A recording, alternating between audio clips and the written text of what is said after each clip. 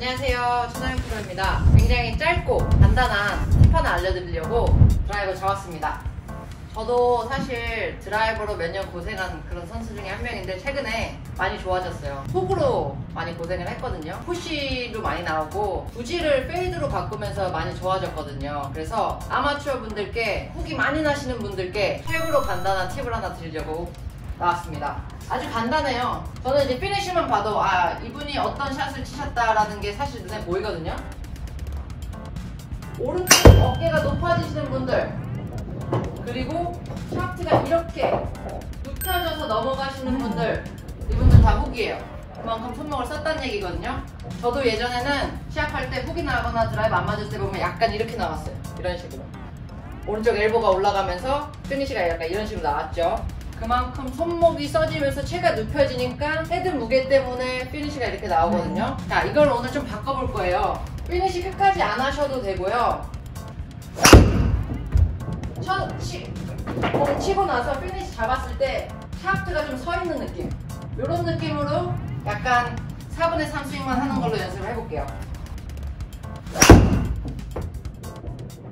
지금도 페이드 살짝 났거든요.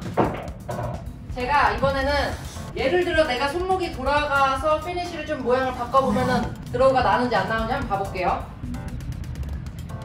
이런 느낌으로 가겠죠? 네. 그럼 약간 왼쪽으로 갔거든요? 조금 더 손이 이렇게 나오는 거예요. 피니쉬 때. 이런 식으로 나오면 안 되고요. 이런 식으로 나와줘야 돼요.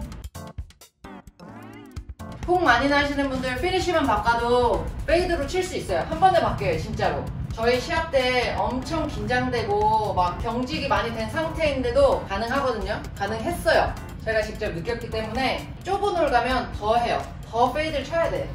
그래서 저 같은 경우는 내려오는 것도 약간 이렇게 내려오긴 하는데 그것까지 너무 복잡하게 신경 쓰지 마시고요.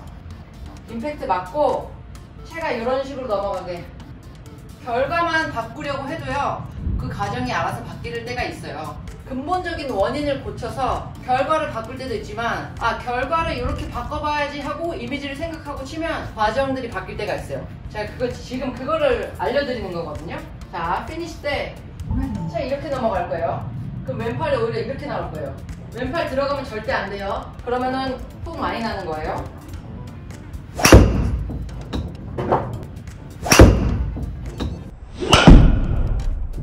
이걸로 드라이버가 조금씩 좋아졌던 이유가 우선 한쪽을 막았기 때문에 플레이가 조금씩 되더라고요. 저한테는 굉장히 큰 팁이 됐고, 저도 다른 프로님들한테 배웠고 또 다른 프로들 치는 모습을 보고 많이 배운 거거든요. 그러니까 터득을 해낸 거죠. 대회할 때 자꾸 훅이 많이 나니까 막 백스윙도 고쳐보고 뭐 다 해봤는데 이게 그래도 저는 말을 제일 잘 듣더라고요. 이제 불안하거나 드라이버 잘 안 될 때 왼쪽 어깨 열어주면서 약간 이런 느낌.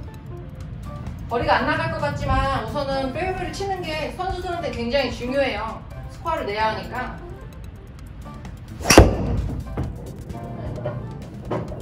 지금 끝에서 살짝 페이드 걸려주는 거예요. 한번 해보세요. 훅 많이 나시는 분들, 또 손목을 많이 쓰시는 분들은 임팩트 한 후에 손목이 여기가 멈추면 안 돼, 무조건. 여기는 계속 움직여야 돼. 그러니까 그립, 이 부분은 계속 움직인다고 생각하셔야 돼요. 절대 멈추면 손목 쓰는 거예요. 그것만 염두에 두시고 연습 스윙 같은 것도 약간 계속 그립이 움직여야 되는구나 하면 자동적으로 피니쉬가 약간 이런 식으로 나올 거예요. 남자 PGA 프로들 보면 피니쉬 되게 이렇게 딱 멈추고 있는 샷들 되게 많잖아요. 타미 플리로드도 그렇고 로리 맥길로이도 그렇고 이렇게 치는 사람들도 되게 많거든요. 그 친구들이 약간 페이드 칠 때 약간 그렇게 하지 않을까 싶어요. 한번 따라해보세요.